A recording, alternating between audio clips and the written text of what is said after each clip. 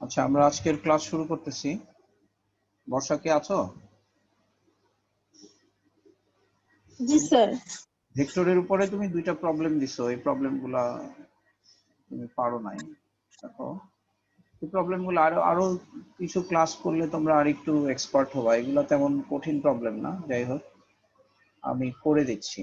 Number 1 বলছে যে P Newton এবং 12 নিউটন দুইটা বল, যে দুইটা বলের লব্ধি পি নিউটন বলের সাথে এই কোণটা 90 ডিগ্রি, লব্ধিটা 90 ডিগ্রি কোণ উৎপন্ন করে। আসসালামু আলাইকুম স্যার।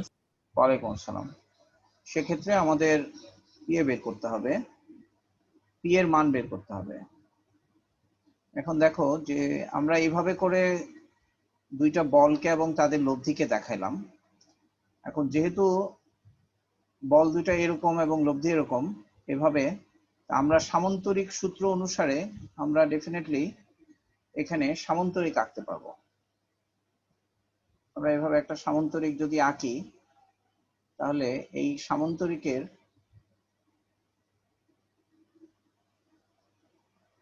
সামান্তরিকের বাহুগুলো অবশ্যই এই বলগুলোকে প্রকাশ করবে। হ্যাঁ, লব্ধি নির্ণয় সামান্তরিক সূত্রানুসারে আমরা এভাবে লিখতে পারি, লব্ধি নির্ণয়ের সামান্তরিক সূত্র অনুসারে আমরা বলবো ও এ বি সি, আমরা লিখবো ও এ সি বি সামান্তরিকের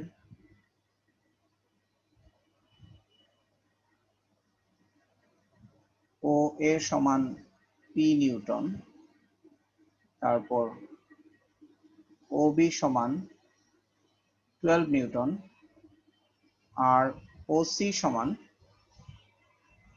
আমরা বলবো 3√7 নিউটন, এটা বলতে পারি। এখন যেহেতু এটা সামান্তরিক আঁকছি, তুমি দেখো যে আমরা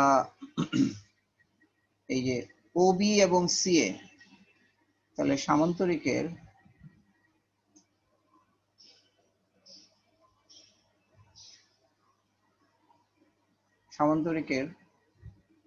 ও বি সমান এসি সমান 12 নিউটন হবে। ওবি এবং এসি সমান হবে, তাহলে এসি সমান 12 নিউটন। এখন আমরা এই যে ত্রিভুজটা 90 ডিগ্রি হওয়াতে আমাদের এখানে একটা সুবিধা আছে, আমরা বলবো ও এ সি সমকোণী। সুতরাং আমরা লিখতে পারবো AC square equals to OC square plus O A square.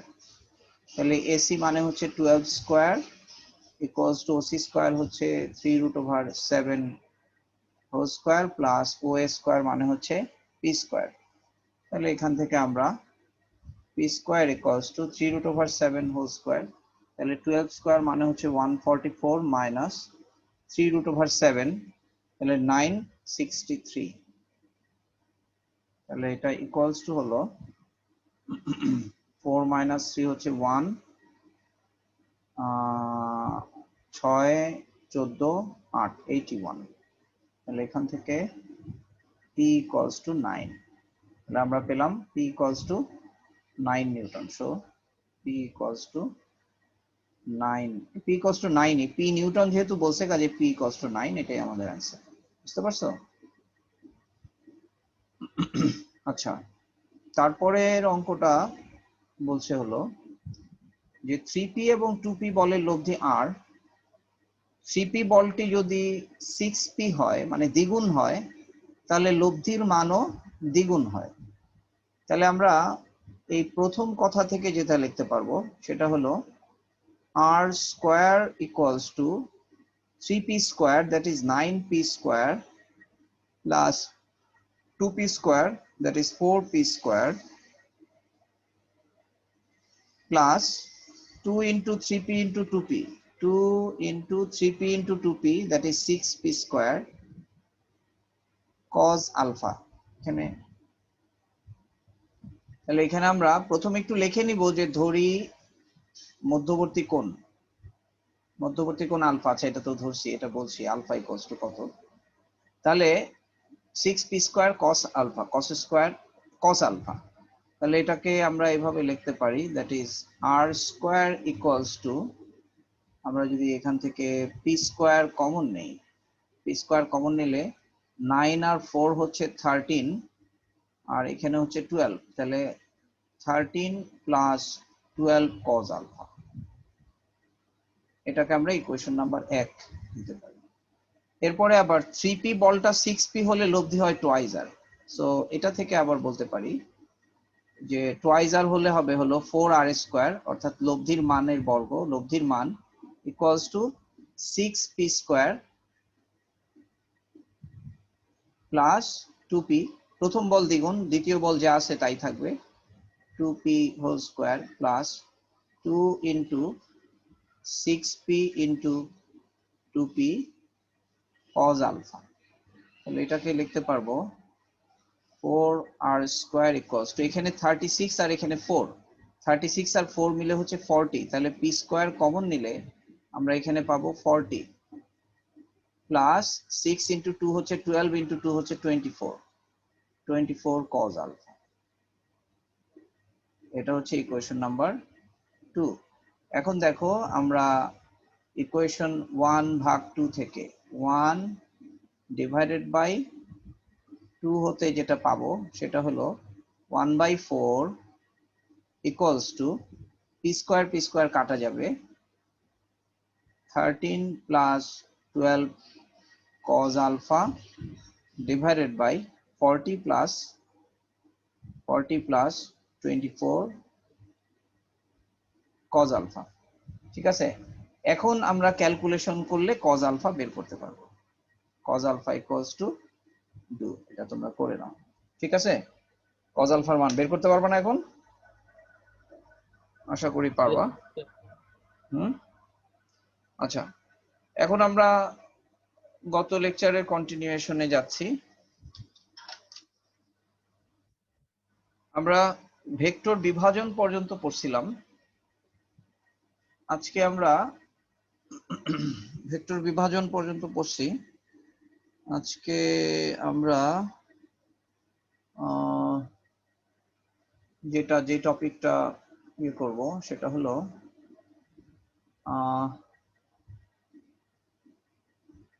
লম্বাংশক বিভাজন। ভেক্টর বিভাজন থেকে ভেক্টরের লম্বাংশক পর্যন্ত আমরা পড়ছিলাম না আমরা? আচ্ছা, যাই ওটাকে গত ক্লাসটাকে একটু রিভিউ করি।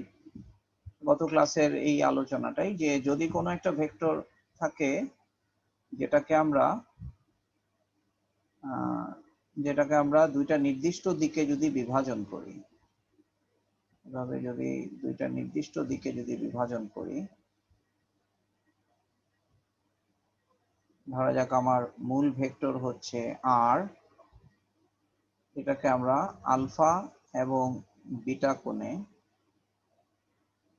r এর দুই পাশে বিভাজন করলাম, ভাগ করে দিলাম আর কি। একটাকে যদি p আর একটাকে যদি q বলি, তাহলে আমরা বলছিলাম যে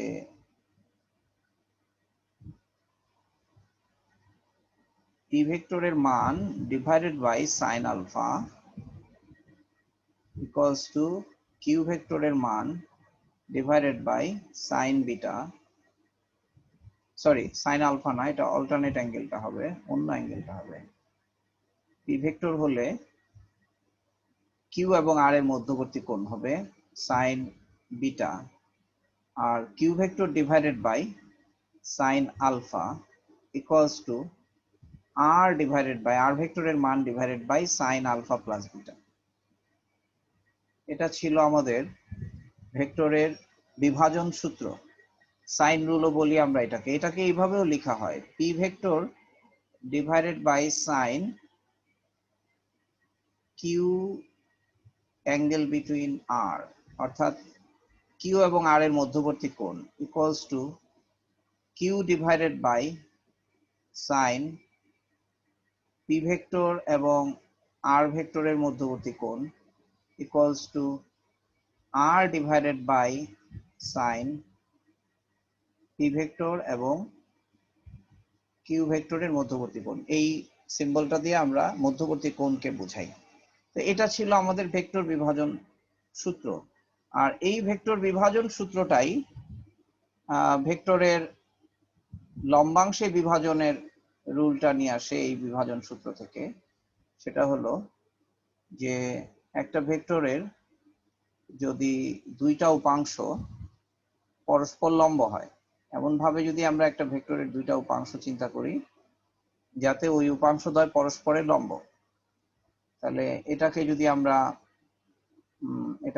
ধরা যাক আমার মূল ভেক্টরটা হচ্ছে পি, তাহলে পি ভেক্টরের এই একটা উপাংশ এটাকে যদি আমরা পি এক্স বলি আর এই উপাংশকে যদি আমরা পি ওয়াই বলি, তাহলে পি এক্স এবং পি ওয়াই এটাকে আমরা এটা থেকে এটা প্রমাণ করা যায়। এটা আমি গত ক্লাসে তোমাদের দেখাইছি যে পি এক্স ইকুয়ালস টু হবে পি, তখন শুধু আমরা এই একটা কোণের বিবেচনাতেই দুইটাকে বের করতে পারি। পি এক্স ইকুয়ালস টু হবে পি কজ আলফা আর পি ওয়াই ইকুয়ালস টু হবে পি সাইন আলফা। তাহলে এটা হচ্ছে ভেক্টরের লম্বাংশ। এখন এটার পরবর্তীতে আমরা একটা জিনিস একটু দেখি যে ভেক্টর যোগের লম্বাংশ উপপাদ্য আমরা যেটা করব আজকে।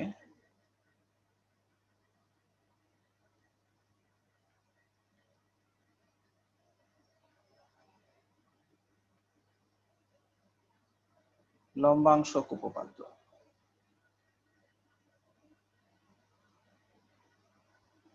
এই ভেক্টর যোগের লম্বাংশক উপপাদ্যটা কি? লম্বাংশক উপপাদ্যটা যেটা বলতেছে যে দেখো, এটা খুব সহজে আমরা ছবি এঁকে জিনিসটাকে প্রমাণ করে দিতে পারি। ধরা যাক আমাদের এই দুইটা ভেক্টর আছে, এটা হলো আমার পি ভেক্টর আর এটা হচ্ছে আমাদের কিউ ভেক্টর। আচ্ছা, আমরা একটু দেখি যে যদি এতটুকু পি ভেক্টর আর কিউ ভেক্টর হয়, আমরা এটাকে একটু নিচে রাখি।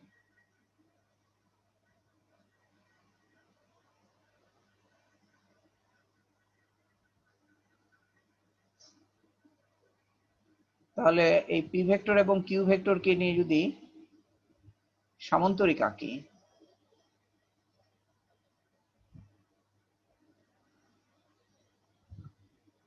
তাহলে সামান্তরিকটা এরকম হবে।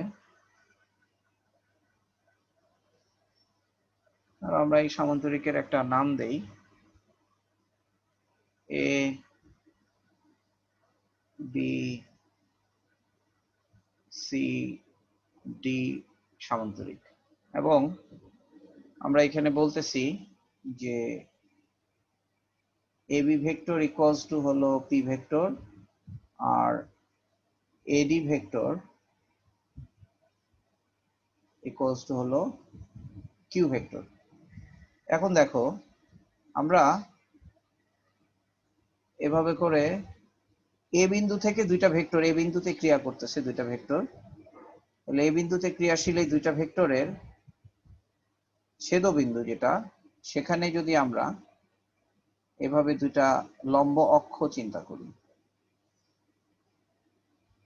দুইটা লম্ব অক্ষ যদি চিন্তা করি, অর্থাৎ এই দুইটা লম্ব অক্ষের নাম দিলাম আমরা ও এক্স, এ এক্স এবং এ ওয়াই, এ এক্স এবং এ ওয়াই দুইটা লম্ব অক্ষ। এখন দেখো, আমরা যদি বি থেকে এভাবে লম্ব আঁকি,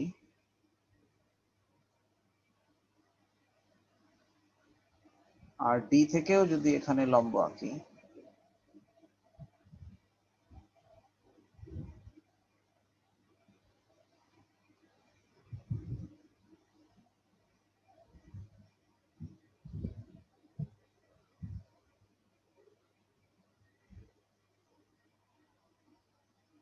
বি এবং ডি থেকে লম্ব আঁকলাম, তারপর আবার সি থেকেও যদি লম্ব আঁকি,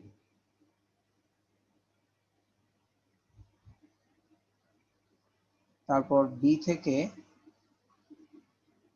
এইভাবে আবার ওই লম্বের উপর লম্ব আঁকলাম।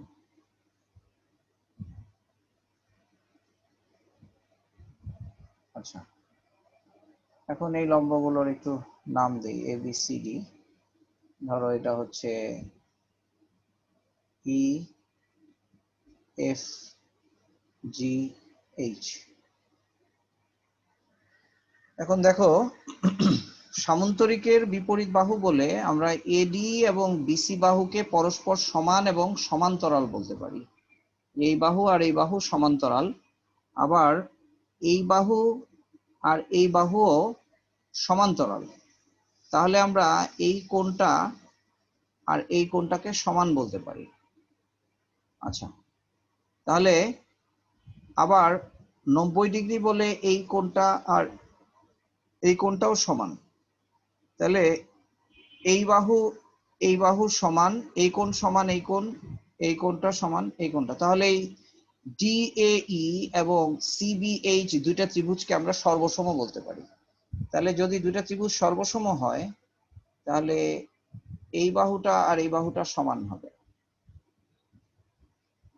হ্যাঁ, এখন দেখো আমরা একটা কাজ করি, এটা হচ্ছে আমাদের প্রাথমিক কাজ।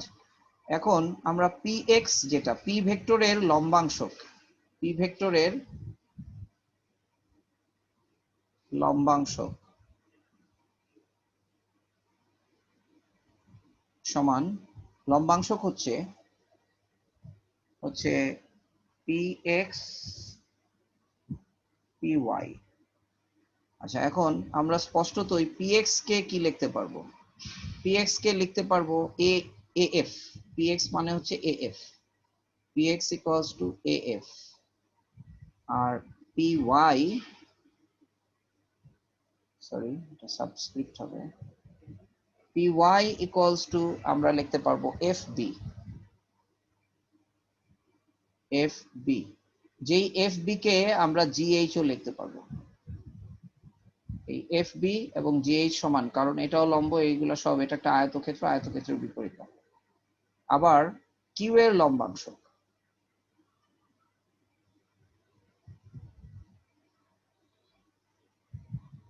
কিউ এর লম্বাংশক যদি আমরা কিউ এক্স আর কিউ ওয়াই, এখানে ভেক্টর সাইন দিলাম দিক বোঝানোর জন্য, কিউ এক্স কিউ ওয়াই হয়, তাহলে কিউ এক্স এর মান, কিউ এক্স এর মান হচ্ছে এই স্যার এই, যেই এইটা বিএইচ এর সমান, যেই বিএইচটা আবার এফ জি এর সমান। আবার কিউ ওয়াই, যেটা কিউ ওয়াই ইকুয়ালস টু হলো ইডি। এই যে এই কিউ ভেক্টরের এটা অনুভূমিক, এটা উলম্ব। একটু আমি শুনতেছি তোমার, আমার এই কথাটা বলে নেই। কিউ ওয়াই হচ্ছে ইডি, যেই ইডিটা হচ্ছে এইচ সি এর সমান। হ্যাঁ, এখন বলো মুসা, বলো। Sir P X equals sir A F এবং sir P Y equals to F B equals to G, sir কিভাবে লিখলাম স্যার? আমি একটু আগে, দেখো তো আগের পেজে কি বললাম। পি এক্স বলতে হলো মানে এই ভেক্টরটাকে অনুভূমিক এবং উলম্ব দিকে বিভাজন করলাম এই নিয়ম অনুসারে।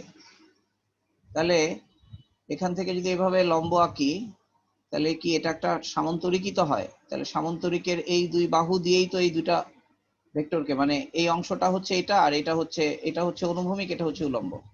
তাহলে একটা ভেক্টরকে এভাবে যদি একটা রেখা দ্বারা চিহ্নিত করা হয়, তারপরে অনুভূমিক বাহুর উপর যদি লম্ব আঁকা হয়, তাহলে অনুভূমিক উপাংশ এবং উলম্ব উপাংশ বলি আমরা সেটাকে। যেটা আমি গত ক্লাসে, ভিডিও যদি দেখে থাকো, গত ক্লাসে আমি এটা থেকে ওটার প্রমাণ তোমাদেরকে দেখাইছি। তোমরা এটা আবার দেখবা, এটা খুব কঠিন কিছু না, বা নিজেরাও চিন্তা করো, একটু বুঝতে পারবা। কারণ এখানে এই যে আলফা বিটা, এই দুইটা কোণের সমষ্টি 90 ডিগ্রি বসালেই ultimately P X equals to cos alpha sine alpha, এই নিয়মটা আসে। হ্যাঁ, মানে এইভাবে যদি একটা ভেক্টর থাকে, আমরা যদি এই রেখা বরাবর ভেক্টরের লম্বাংশক নেই, তাহলে এই লম্বাংশকটাকে আমরা অনুভূমিক লম্বাংশক আর এটাকে উলম্ব লম্বাংশক বলি। কারণ এটা আর এটা যোগ করলে এটা পাওয়া যায়। বুঝতে পারছো? বুঝছো কিনা বলো। স্যার উপাংশ বলতে কি স্যার? তাহলে উপাংশ স্যার মানে কোনো যোগ? যাদেরকে যোগ করে মূল ভেক্টরটা পাওয়া যায়। উপ অংশ যাদেরকে যোগ করে উপাংশ। এখন উপাংশগুলো যদি পরস্পর লম্ব হয় তখন তাদেরকে আমরা লম্বাংশ বলি। ঠিক আছে, যে ভেক্টরের যে Yes, sir. অংশগুলোকে যোগ করলে মূল ভেক্টরটা পাওয়া যাবে সেটাকে উপাংশ বলি। আর উপাংশগুলো যদি পরস্পর লম্ব হয়, যেমন এই যে পি ভেক্টর, এবি ভেক্টর, এটা একটা উপাংশ, এটা একটা উপাংশ, তাই এটার নাম দিছি আমরা পিএক্স। ঠিক আছে, আচ্ছা, তাহলে কিউ ওয়াই ইকুয়ালস টু আমরা আলটিমেটলি কি পেলাম, কিউ ওয়াই ইকুয়ালস টু হলো ED, Q Y equals to ED. আর এই ইডি ইকুয়ালস টু হলো, যেহেতু আমরা প্রথমে এই দুইটা ত্রিভুজকে সর্বসম প্রমাণ করছি, তাহলে ইডি ইকুয়ালস টু এইচসি। ঠিক আছে, আচ্ছা, এখন দেখো আমরা কি পাচ্ছি, স্যার যদি আমরা স্যার আমরা স্যার এ জি কেন লিখলাম না, বা এ এইচ এ এফ কেন লিখলাম না?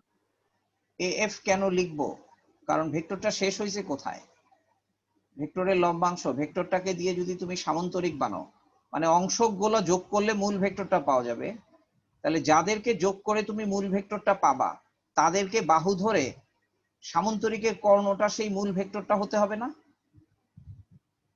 মানে আমি যদি বলি, আচ্ছা মনে করো এজি কে যদি আমি পি এর অংশক বলি, তাহলে এজি কে পি এর অংশক বললাম, তাহলে জিসি বা জিএইচ যদি আরেকটা অংশক হয়, তাহলে এজি আর জিএইচ যোগ করে কি আমি এবি পাবো, মানে এতটুকু পাবো? কথাটা বুঝতে পারছো? পি মানে Yes, তো sir. হলো এবি ভেক্টর, তাই না? পি ভেক্টর মানে হচ্ছে এবি ভেক্টর, পি ভেক্টর মানে এবি ভেক্টর, তাহলে এবি ভেক্টরের অংশক এএফ এবং এফ বি যোগ করলে আমরা পি পাচ্ছি। এখন এজি আমরা কেন বলবো, এজির সাথে, হ্যাঁ এজি বলতে পারি অংশক, যদি আমরা এখান থেকে জিবি আরেকটা ভেক্টর দেখাই, তখন জিবি হয়ে যাবে আরেকটা অংশক, কিন্তু এই জিবি অংশকটা তো এজি এর সাথে 90 ডিগ্রি থাকবে না। তুমি তোমার প্রশ্নকে আমি নিলাম, নিয়েই অ্যান্সার করলাম। আমি যদি এজি কে অংশক বলি, তাহলে আমার আরেকটা অংশক বলতে হবে জিবি। বুঝতে পারছো? তাহলে আরেকটা অংশক বলতে হবে জিবি। এজি একটা অংশক, জিবি আরেকটা অংশক, যাদেরকে যোগ করে আমরা পি পাবো। কিন্তু এই অংশকদের মধ্যবর্তী কোণ কি 90 ডিগ্রি? এই কোণটা কি 90 ডিগ্রি? এই কোণটা কি 90 ডিগ্রি হবে?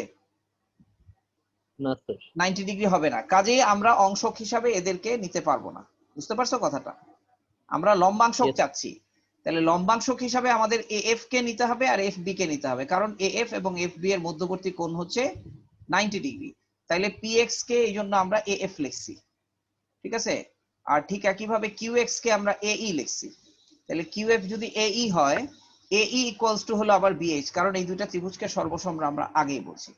এখন দেখো, লব্ধি যদি হয় পি কিউ এর আর, যে আরটা হবে সামান্তরিক সূত্র অনুসারে, আমরা তো আগেই সামান্তরিকটা এঁকে ফেলছিলাম, সেই সামান্তরিকের কর্ণ হচ্ছে এসি। তাহলে আমরা বলবো লব্ধি আর ভেক্টর ইকুয়ালস টু এসি ভেক্টরের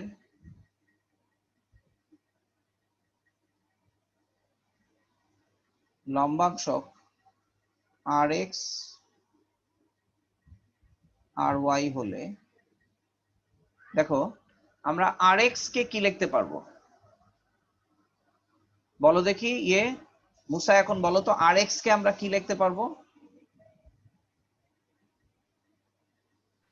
স্যার আর এক্স দ্বারা কি স্যার আসলে স্যার, স্যার আর এর অনুভূমিক উপাংশ বুঝাবে। স্যার আর এর যে অনুভূমি ওইটা কি স্যার এ বি স্যার, নাকি না, স্যার এই এ? যে আর এক্স আর এক্স আর এক্স, এই যে আর বলতে আমরা কি এসি কে বুঝাচ্ছি, তাহলে বলো কোনটা হবে? এ এ জি। জি না, এ জি, গুড, এ জি, তাই না? আর এক্স ইকুয়ালস টু আমরা এ জি লিখতে পারবো। এখন এ জি ইকুয়ালস টু আমরা A F plus F G লিখতে পারবো কিনা? তাহলে R X equals to A F plus F G লিখতে পারবো না? এখন দেখো এ এফ মানে হচ্ছে পি এক্স, তাহলে এ এফ এর পারবো। জায়গায় আমরা লিখলাম পি এক্স, আর এফ জি এর জায়গায় আমরা লিখতে পারবো Q x.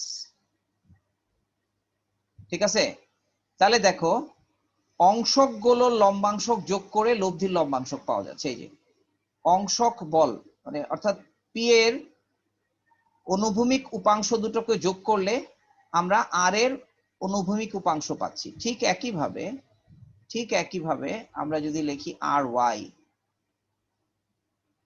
R Y equals to কি লিখতে পারবো বলো, মুসা বলো, আর ওয়াই বা বর্ষা আসো, বর্ষা বলো তো আর ওয়াই কে কি লিখতে পারবো? আর এক্স যদি এজি হয় আর ওয়াই কে কি লিখতে পারবো?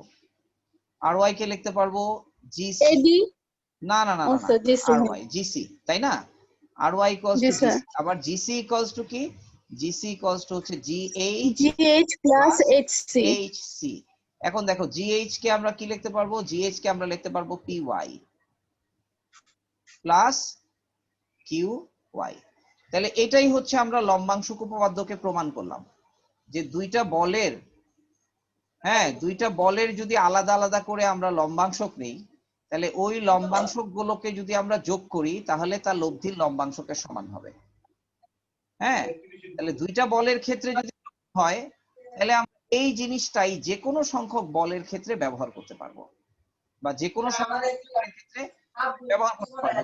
যদি দুইটা ভেক্টরের আলাদা আলাদা করে আমরা লম্বাংশক নেই দুইটা নির্দিষ্ট দিকে, তাহলে ওই লম্বাংশক গুলোকে যদি আমরা যোগ করি তাহলে সেই যোগফলটা লব্ধির লম্বাংশকের সমান। এটা খুবই জরুরি একটা উপপাদ্য, এটাকে আমরা ভেক্টর যোগের ক্যালকুলেশনে খুব ব্যবহার করব, বুঝতে পারছো? এখন আমরা এই জিনিসটাকে কাজে লাগিয়ে একাধিক ভেক্টরের লব্ধি নির্ণয়, মানে সরি দুইয়ের অধিক ভেক্টরের লব্ধি নির্ণয়। তাহলে দুইয়ের অধিক ভেক্টরের লব্ধি নির্ণয় কিভাবে আমরা করব?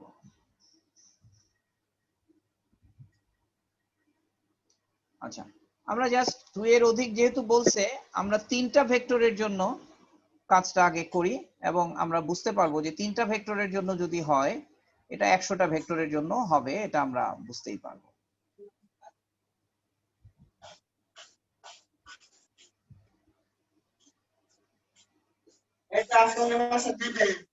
মনে করো এরকম ভাবে একটা তিনটা সমবিন্দু ভেক্টর আছে, তিনটা ভেক্টর একটা নির্দিষ্ট বিন্দুতে ক্রিয়াশীল, ও বিন্দুতে ক্রিয়াশীল তিনটা ভেক্টর আমরা P1 ভেক্টর, এটাকে আমরা P2 ভেক্টর এবং এটাকে আমরা P3 ভেক্টর মনে করলাম, ঠিক আছে? তাহলে এই তিনটা ভেক্টরের লব্ধি যখন আমরা নির্ণয় করব তখন আমরা পছন্দ মতো যে কোনো দুইটা রেখা পরস্পর লম্ব বিবেচনা করতে পারি। এখন প্রথম আমি দেখাই যে P1 P2 P3 প্রত্যেকের লম্বাংশক আমরা মনে করো এরকম OX এবং OY পরস্পর লম্ব দুইটা রেখা বিবেচনা করলাম, OY। এখন ধরি এই তিনটা ভেক্টর যদি আমাদের জানা থাকে তাহলে আমি আমার পছন্দ মতো কোণে P1 এর সাথে, মানে পছন্দ মতো কোণে প্রথম OX কে বিবেচনা করব, তারপরে OX এর সাথে লম্ব OY বিবেচনা করব। তাহলে ধরা যাক P1 OX এর সাথে যে কোণ উৎপন্ন করছে সে কোণটা হচ্ছে α1, P2 যে কোণ উৎপন্ন করছে এই P2 α2 কোণ উৎপন্ন করলো, আর P3 এর যে কোণটা সেই কোণটা হচ্ছে α3, ঠিক আছে? তাহলে P1 যদি α1 কোণ উৎপন্ন করে তাহলে আমরা বলতে পারি যে P1 এর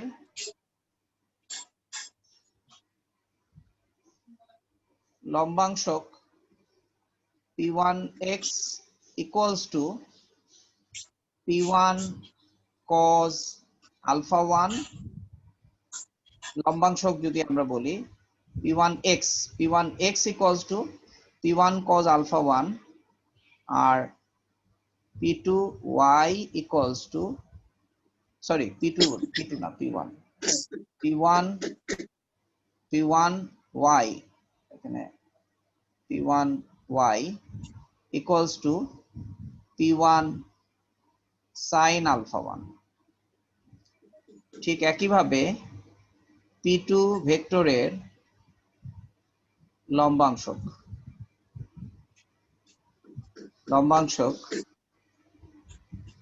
p2x equals to p2 cos alpha 2 R p2y equals to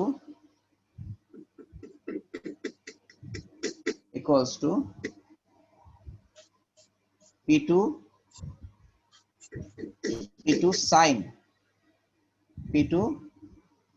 sin alpha 2। ঠিক একইভাবে p3 এর লম্বাংশক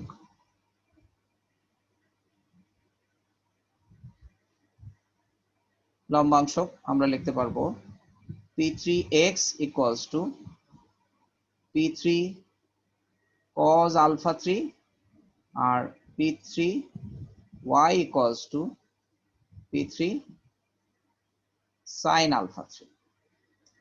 এখন আমরা যদি চিন্তা করি, আমরা যদি মনে করি যে p1 p2 p3 এদের লব্ধি হচ্ছে মনে করো r, এদের লব্ধি যদি r হয় তাহলে লম্বাংশক উপপাদ্য অনুসারে r হয় এবং সেই r যদি আমাদের কল্পিত অক্ষের সাথে থিটা কোণ উৎপন্ন করে তাহলে আমরা অবশ্যই লম্বাংশক উপপাদ্য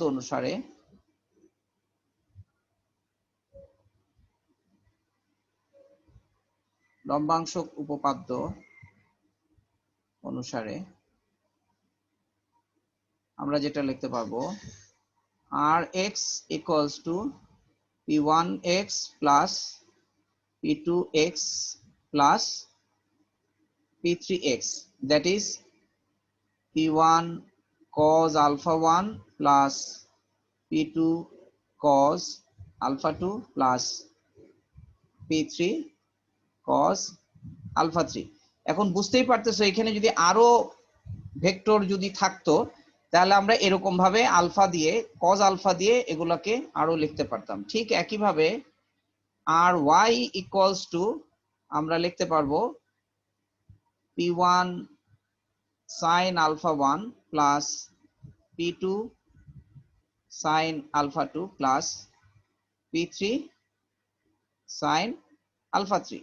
এখন আমরা এগুলোকে যোগ করে নিশ্চয়ই আমরা একটা মান পাবো, এগুলোকে যোগ করে আমরা নিশ্চয়ই একটা মান পাবো যেই মানটাকে আমরা ক্যাপিটাল এক্স মনে করলাম, আর এগুলোকে যোগ করে আমরা নিশ্চয়ই একটা মান পাবো যেই মানটাকে আমরা এরকম ভাবে ক্যাপিটাল ওয়াই মনে করলাম। এই মানটা ক্যাপিটাল এক্স, এই মানটা ক্যাপিটাল ওয়াই। এখন তাহলে দেখো আমরা এই লম্বাংশক গুলোই তো হলো আর কে যদি আমরা এভাবে এখান থেকে যদি লম্ব আঁকি তাহলে আমরা আর এর মান বের করার জন্য তাহলে এখন কি করব, আমরা এইটুকু হচ্ছে এক্স আর এটুকু হচ্ছে ওয়াই, তাহলে আমরা লিখবো r equals to square root of x square plus y square, অর্থাৎ এখান থেকে যে মানটা পাবো সেই মানকে আর এখান থেকে আর ওয়াই এর জন্য এইগুলা সামেশন করে যে মানটা পাবো সেটার বর্গ দিয়ে আমরা আর এর মান পেয়ে যাব।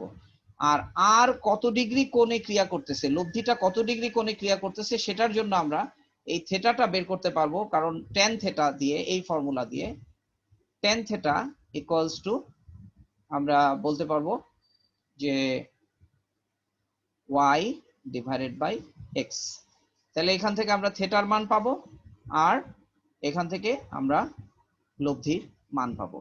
তো এটা হচ্ছে মাল্টিপল ভেক্টর বা অনেকগুলো ভেক্টরের লব্ধি নির্ণয়ের ক্ষেত্রে এই হচ্ছে আমাদের লম্বাংশ নির্ণয়ের উপপাদ্য। এটাকে আমরা সংক্ষেপে এরকম ভাবে বলি যে p1 p2 এরকম p3 dot dot dot pn এর লব্ধি যেটা হবে লব্ধি r হলে আমরা লিখবো rx equals to summation of p cos alpha R ry equals to summation of p sin alpha।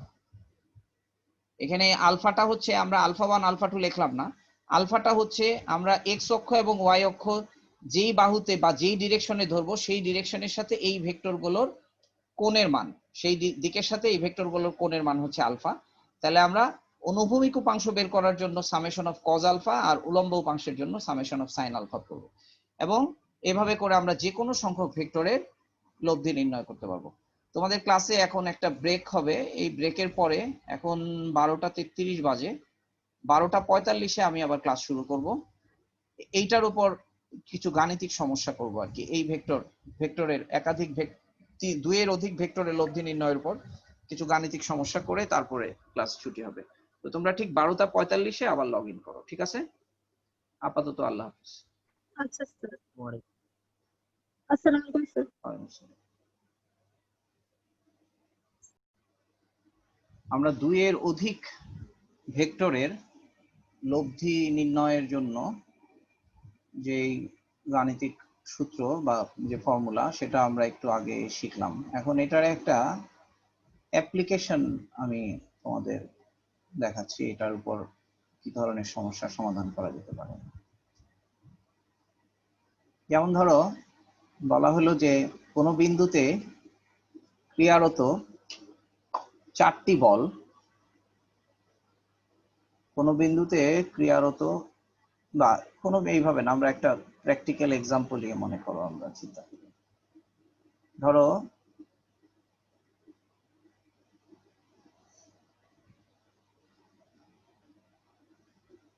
এটা হচ্ছে একটা অনুভূমিক রেখা, এই রেখার উপর অনুভূমির উপর এখানে একটা ব্লক আছে, যেই ব্লকটাকে কোনো বিন্দুতে 3টা সুতা দিয়ে 3জন ব্যক্তি আলাদা আলাদা করে টানতেছে।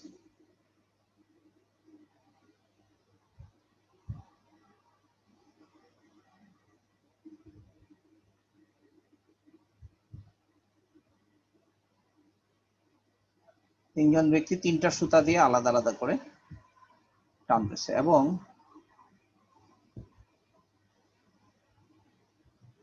ধরো বলা হলো প্রথম ব্যক্তির টানের মান, এটা হচ্ছে মনে করো 20 নিউটন, এই টানের মান হচ্ছে মনে করো 15 নিউটন, আর এই টানের মান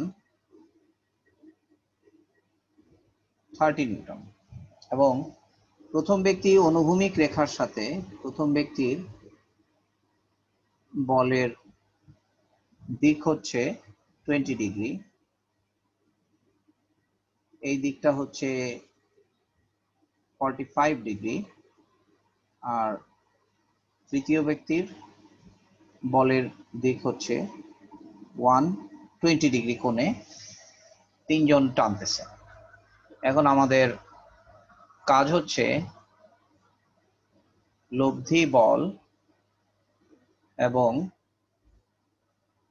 বলের দিক নির্ণয়, ঠিক আছে?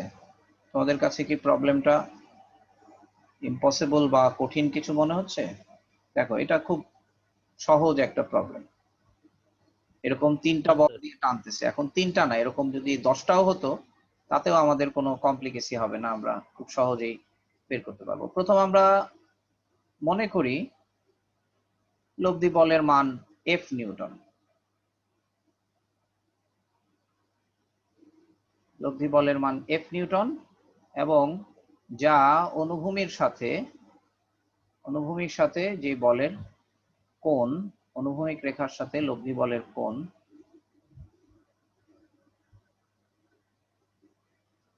থিটা।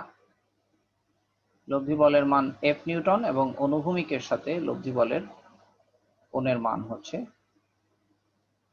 থিটা। এটা হচ্ছে আমরা লব্ধি বল বলছি, ঠিক আছে?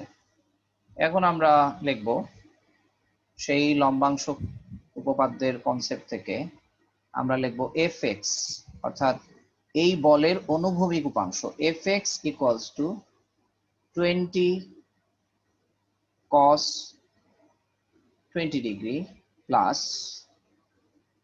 15 cos 45 ডিগ্রি প্লাস, মুসা ক্যালকুলেটর নিয়ে রেডি থাকো, 30 cos 120 ডিগ্রি। এখন এই মানগুলো আমাদের বের করতে হবে। 20 cos 20 ডিগ্রি, এই মানগুলো বের করো তো। 15 cos 45 ডিগ্রি। কোণের ক্যালকুলেশন সাইন কস বসানোর জন্য ডিগ্রি মোড আছে কিনা চেক করে দেখো। এই এফএক্স এর মানটা কত আসে? এত নিউটন। এফএক্স ইকুয়ালস টু আমরা বলতে পারবো এত নিউটন। মুসা কি আছো? Yes sir. ক্যালকুলেশন 14.4 কত?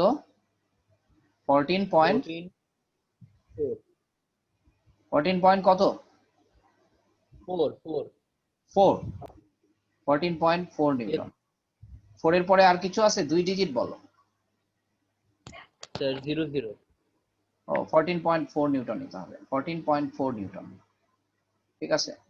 ঠিক একইভাবে আমরা এফ ওয়াই বের করব। এফ ওয়াই ইকুয়ালস টু লিখব 20 sin 20 degree plus 15 sin 45 degree plus 30 sin 120 degree, ঠিক আছে। এত নিউটন। দেখো এটা কত নিউটন হয়? স্যার 43.427 43.427, তো তাহলে 43.43 নিউটন বলা যায়, ঠিক আছে। তাহলে এখন আমরা লিখব, সুতরাং এফ ইকুয়ালস টু কি হবে? Square root of F X square plus F Y square equals to square root of 14.4 কত কত কত বের করো। এই দুটার স্কোয়ার যদি আমরা করি তাহলে রেজাল্ট কত আসে দেখো। স্কোয়ার করে রুট ওভার করতে হবে, রুট ওভার করতে ভুল করো না। 14.4 square plus 43.43 square, Sir, 45.755. 45.755 55. Newton, ঠিক আছে। এখন tan থিটা ইকুয়ালস টু হবে হলো লম্ব বাই ভূমি, দ্যাট ইজ 43.43 ডিভাইডেড বাই 14.4। তাহলে এখান থেকে থিটা ইকুয়ালস টু এই যে মানটা আসবে সেই মানটা tan ইনভার্স নিতে হবে। tan ইনভার্স 43.43 ডিভাইডেড বাই 14.4 কত হয়? কত ডিগ্রি হয়? হ্যাঁ 71.71 71.656 ডিগ্রি, 656 ডিগ্রি। তাহলে দেখো আমরা বুঝতে পারলাম যে লব্ধি বলের মান হবে 45.75 নিউটন এবং লব্ধি বলটা এত ডিগ্রি কোণে ক্রিয়া করবে, ঠিক আছে। তাহলে ব্যাপারটা হলো এরকম যে এই তিনজন মানুষ আলাদা আলাদা করে দড়ি দিয়ে না টেনে, হ্যাঁ, যে কোনো একজন যদি এই পরিমাণ বল দিয়ে টানতো তাহলেই এই তিনটা টানের ইকুইভ্যালেন্ট। এইভাবে করে আমরা লব্ধি নির্ণয় করতে পারি। আর কোনো কোনো ক্ষেত্রে আমরা একটা কাজ করি, যেমন আরেকটা প্রবলেম দেখাই। ধরো তোমাকে বলে দিল যে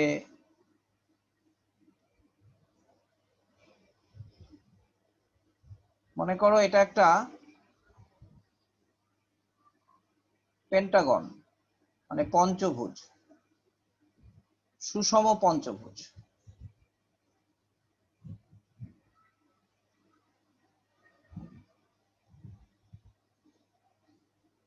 এটা আমি সুষম আঁকতে পারি নাই, কিন্তু মনে করো এটা একটা সুষম পঞ্চভুজ, এ বি সি ডি ই।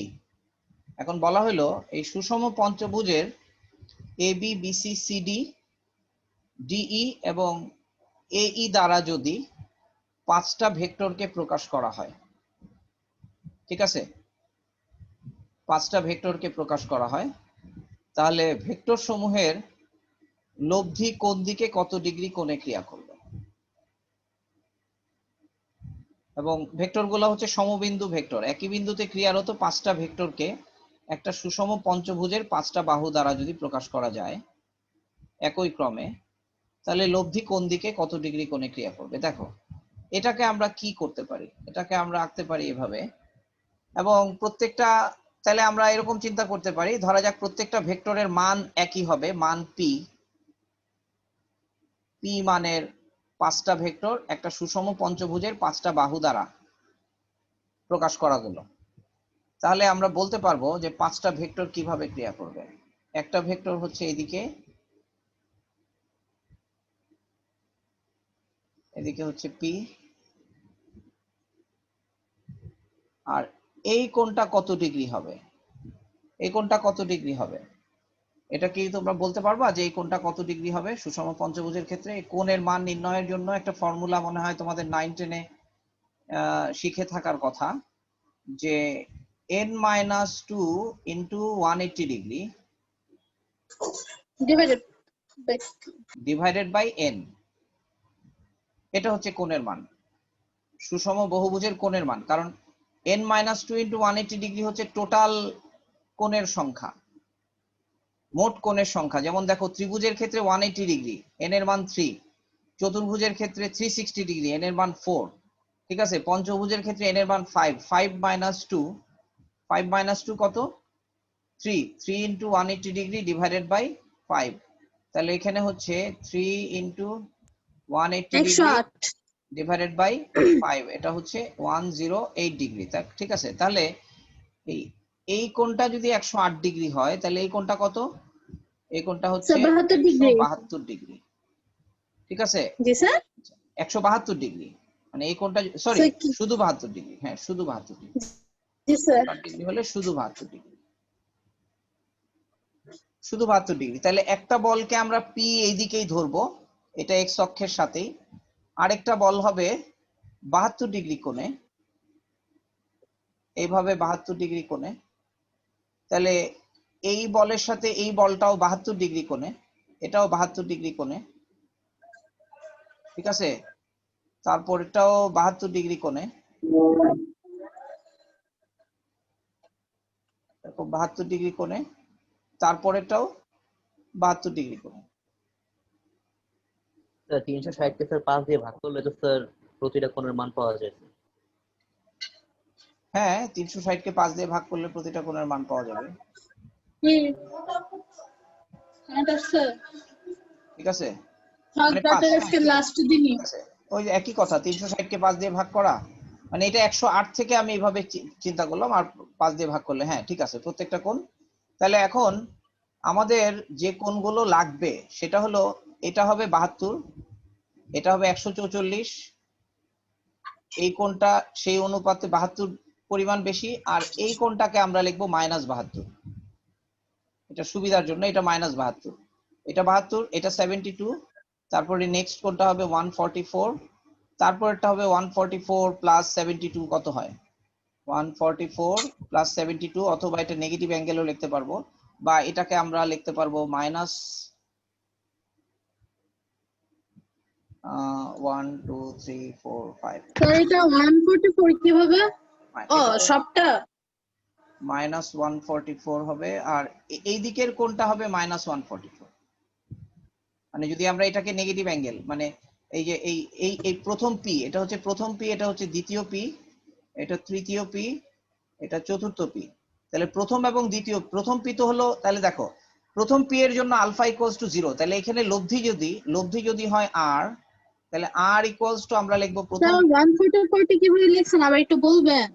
এটা 72, 72, তারপরে জি ওর স্যার। সাথে আরো 72, তাহলে 144 হবে না। নেক্সটটা হচ্ছে এটা 72, এটাও 72, তাহলে এটা জি স্যার। 144, তারপরে এইদিকে এটাও 72, এই পাশেরটা 72, তারপরে ওর সাথে আরো 72, তাহলে এই টোটাল অ্যাঙ্গেলটা -144, আর এটা হলো -72, ঠিক আছে। তাহলে আমরা আর ইকুয়ালস টু প্রথম লিখবো পি কস, যদি আমরা এইটাকে যদি এই দিকেই যদি আমরা এক্স মনে করি আর এদিকে যদি ওয়াই মনে করি, তাহলে আর ইকুয়ালস টু লিখবো, প্রথম লিখবো পি কস 0 প্লাস পি কস 72 ডিগ্রি প্লাস পি কস 144 ডিগ্রি প্লাস পি কস -144 ডিগ্রি, তারপর হচ্ছে প্লাস পি কস -72 ডিগ্রি। তো এখান থেকে আমরা মানগুলো বের করবো, কারণ minus theta equals to theta, minus theta equals to theta, cos minus theta equals to cos theta. তাহলে এখান থেকে আমরা পি কমন নিয়ে পি কমন নিয়ে আমাদের একটা মান আসবে। ঠিক একইভাবে এটা হচ্ছে rx, ঠিক একইভাবে ry আমরা সাইন অ্যাঙ্গেলগুলোর সাইন নিয়ে আবার বের করব p ইনটু সামথিং, ঠিক আছে। এরপরে আমরা লব্ধি বের করব, লব্ধি হচ্ছে rx square plus ry square. এরপরে থেটা যদি বের করি তখন আমরা এইটা এরা ধরে নিলাম এরকম কোন রেখা বরাবর লব্ধিটা ক্রিয়া করবে, এটা থেটা, তাহলে এখান থেকে tan থেটা বের করে আমরা বলে দিতে পারবো। এরপরে আমরা বলবো যে লব্ধি ab বাহুর সাথে, মানে এই যে ab বাহুর সাথে থেটা কোণে ক্রিয়া করবে, ঠিক আছে। এভাবে আমরা, হ্যাঁ বলো। স্যার এক্ষেত্রে স্যার লব্ধিটা কি স্যার কেন্দ্রমুখী হবে স্যার? কেন্দ্রমুখীর কথা কেন? লব্ধিটা কেন্দ্রমুখী বা কেন্দ্র বিমুখী হবে মানে লব্ধিটা এই বিন্দু দিয়ে যাবে, এখানে তো কেন্দ্র না, এখানে যে কয়টা ভেক্টর বোঝানো হয়েছে এগুলা সবই হচ্ছে সমবিন্দু ভেক্টর, বুঝতে পারছো? এই ভেক্টর গুলো একই বিন্দুতে ক্রিয়াশীল, কিন্তু এটাকে আমরা পঞ্চভুজের 5টা বাহু দ্বারা প্রকাশ করছি। তাহলে লব্ধিটা অবশ্যই এই বিন্দুগামী হবে, একই বিন্দু দিয়ে যে ভেক্টর গুলো ক্রিয়া করে তাদের লব্ধি তো সেই বিন্দু দিয়ে যাবে, ঠিক আছে। তাহলে এইভাবে আমরা 3 বা তার চেয়ে অধিক সংখ্যক ভেক্টরের লব্ধি আমরা বের করতে পারি এই উপাংশ নির্ণয়ের সাহায্যে বা উপাংশ সূত্রের সাহায্যে। তো আমরা আজকের ক্লাস এখানে শেষ করব। আগামী ক্লাসে আমরা আয়তাকার ভেক্টর আর কি, আয়তাকার পদ্ধতিতে ভেক্টরকে প্রকাশ করা, আয়তাকার স্থানাঙ্ক ব্যবস্থার মাধ্যমে ভেক্টরকে প্রকাশ করা, এটা আমরা শুরু করব, যে এই কনসেপ্ট গুলো যেখানে আমাদের কাজে লাগবে আর কি। আজকে তাহলে এখানে শেষ করতেছি। তোমরা ভিডিওটা দিবেন না? হ্যাঁ হ্যাঁ হ্যাঁ অবশ্যই ভিডিও দিব, হ্যাঁ আজকেই দিব। আবার ভিডিও দেখতে হবে একটু। হ্যাঁ ঠিক আছে, আমি আজকেই দিব আবার।